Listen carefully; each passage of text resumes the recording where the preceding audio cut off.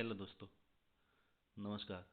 आज हम पढ़ने जा रहे हैं कक्षा 12वीं के लिए हिंदी विषय के वस्तुनिष्ठ प्रश्न और उनके उत्तर, जो कि परीक्षा की दृष्टि से बहुत महत्वपूर्ण है। तो हम शुरू करते हैं। पहला प्रश्न है, नव जागरण का युग किस काल को कहते हैं? नव जागरण अर्थात भारतेंदु युग। द्वितीय युग को जागरण सुधार काल भी कहते हैं। ठीक है। महाप्राण के नाम से किसको प्रख्यात कवि कौन है? किसको प्राण कहते हैं? वो है सूर्यकांत त्रिपाठी निराला। ठीक है।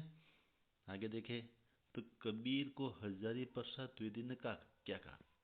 तो कबीर दास जी को हजारी प्रसाद द्विवेदी ने भाषा का डिक्टेटर या वाणी का डिक्टेटर कहा है। और इनकी भाषा कैसी है? सद्दुकड़ी। कबीर दास जी की भाषा सद्दुकड़ी है, जिसको रामचंद्र शुक्ल ने कहा। ठीक है। आगे देखते हैं। दिन जल्दी जल्दी ढलता है गीत बच्चन के किस काव्य संग्रह से लिया गया? तो किस काव्य संग्रह से लिया गया? निशा निमंत्रण से। ठीक है। आगे सहाय अर्थात रघुवीर सहाय की कविता कैमरे में बंद अपाहिज उनके इस संग्रह से उद्धृत है। कहाँ से ली गई है? वो सीढ़ियों पर धूप में। कहाँ से? सीढ़ियों पर धूप में, यहाँ से ली गई है। और एक बार इसको कंफर्म जरूर करें, क्योंकि लोग भूल गए हैं से ये कविता ली गई है। कहाँ से ली गई है? लोग भूल गए हैं। इसमें ऑप्शन है ही नहीं है, तो हम यहाँ पे सीढ़ियों पर धूप में करें, लेकिन इसका सही उत्तर होगा लोग भूल गए हैं। ठीक है। आगे देखो, कैमरे के सामने लाया जाता है। किसको लाया जाता है कैमरे के सामने? तो वो है एक अपाहिज को। एक अपाहिज को कैमरे के सामने लाया जाता है। आगे, फूलों की नई कलियों की कोमल गांठें कौन खोलता है? कौन खोलता है? वो वसंत ऋतु। कौन सी ऋतु? वसंत ऋतु। ठीक है। आगे देखें। 8वां प्रश्न है, तीसरा सप्तक के प्रमुख कवि। तीसरा सप्तक के प्रमुख कवि कौन है? कुंवर नारायण। कौन है? कुंवर नारायण। दूसरा सप्तक के प्रमुख कवि तो वो है रघुवीर सहाय। लेखिका महादेवी वर्मा भक्तिन की तुलना किससे करती है? तो वो हनुमान से। किससे करती है? हनुमान से। जिठोत का अर्थ है? तो जिठोत अर्थात जेठ का पुत्र। आगे, ऊंचे बाजार का निमंत्रण कैसा होता है? वो होता है मुख होता है। क्या होता है? मुख। भगत जी क्या बेचते थे? तो वो चूरण बेचते। क्या बेचते? चूरण बेचते थे। आगे, किसकी आवाज़ मृद गाँव में संजीवनी शक्ति बढ़ती है? तो वो पहलवान की ढोलक की आवाज़। कौन सी? पहलवान की ढोलक की। आगे देखें, जेठ मास की तपन और भादो मास की उमस में कालजे अवधूत के समान किस फूल का पेड़ खिलता है? वो शिरीष का। किसका? शिरीष। किशनदा का वास्तविक नाम क्या था? वो कृष्णानंद पांडे। मराठी भाषा में लिखी जूझ कहानी का हिंदी में अनुवाद किसने किया? केशव प्रथम वीर ने। किसने? केशव प्रथम वीर ने। आनंद ने आनंद के मराठी अध्यापक का नाम क्या था? वो न वा सौंदलगेकर। क्या था वो? न वा सौंदलगेकर। 1922 में बौद्ध स्तूप की खोज करते हुए मोहनजोदड़ो आए थे। कौन आए थे वो? राखलदास बनर्जी।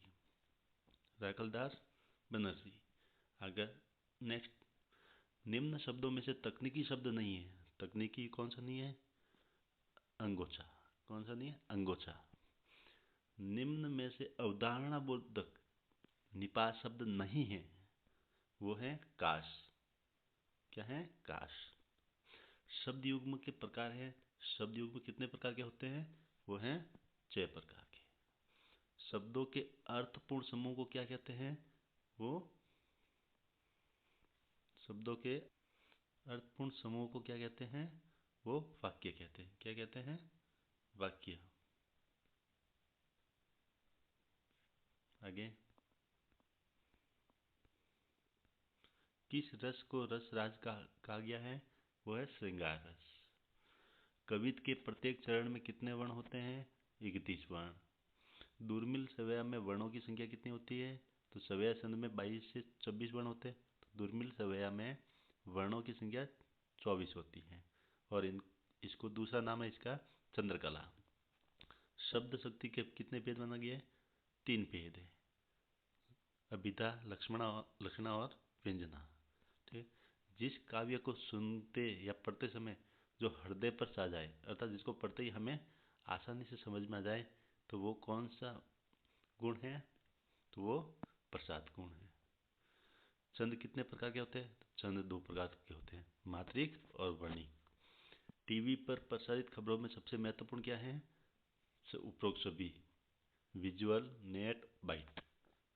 अगला, कहानी का पहला तत्व होता है, कौन सा होता है वो कथानक। कहानी का जो पहला तत्व वो कथानक होता है। कवि किसका भार लिए फिरते हैं? वो जग जीवन का। किसका भार? जग जीवन का। सबसे तेज बौछारे वाला मास होता है, कौन सा मास है? वो भादो मास। कौन सा है? भादो मास, याद रखना, भादो मास। ठीक है, आगे देखते हैं।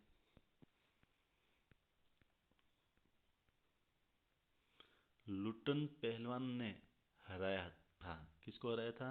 वो चांद सिंह को। किसको हराया? चांद सिंह को। राजभाषा को अंग्रेजी में क्या कहते हैं? Official language. उर्दू और फारसी की छंद की शैली कहलाती है रुबाई।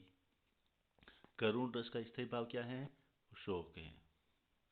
किशोरों की टोली पानी दे मैया कहकर किस सेना के आने की सूचना देती है?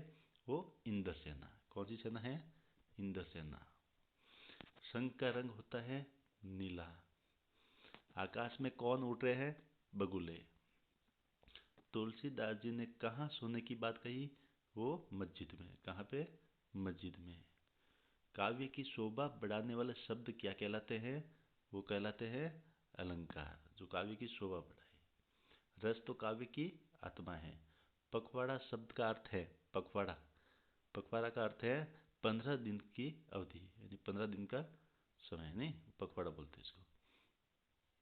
ठीक है, आगे देखो। सायावाद के जनक हैं। सायावाद के जनक कौन है? जयशंकर प्रसाद। यशोधर बाबू के विवाह की कौन सी वर्षगांठ थी? वो 25वीं। मोहनजोदड़ो नगर कितने साल पुराना है? वो है 5000 साल पुराना। ठीक है, धन्यवाद। अगली कड़ी में लाएंगे हम रिक्तदान की पूर्ति।